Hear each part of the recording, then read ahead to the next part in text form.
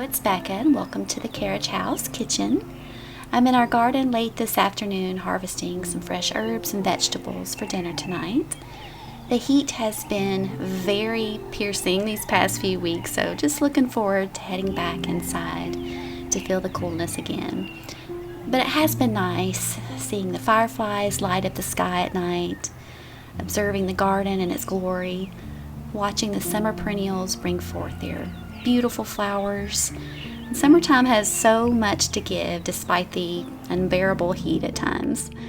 But tonight I'll be making potato salad with fresh dill and red onion, along with some fresh broccoli and beets from our garden.